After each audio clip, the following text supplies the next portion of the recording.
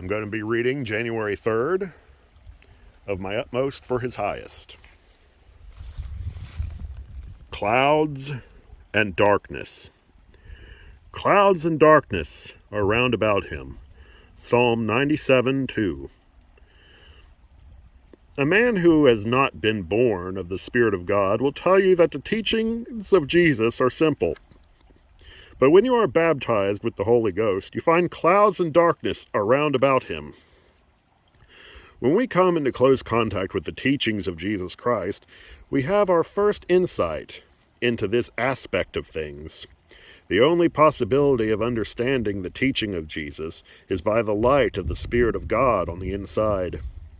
If we have never had the experience of taking our commonplace religious shoes off our commonplace religious feet,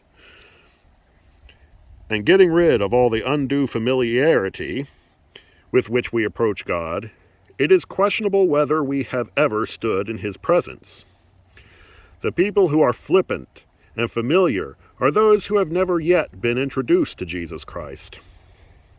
After the amazing delight and liberty of realizing what Christ does, comes the impenetrable darkness of realizing who He is.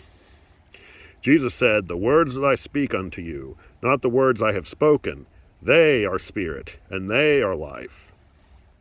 The Bible has been so many words to us, clouds and darkness, then all of a sudden the words become spirit and life because Jesus re-speaks them to us in a particular condition.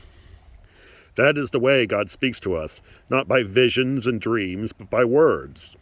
When a man gets to God, it is by the most simple way of words.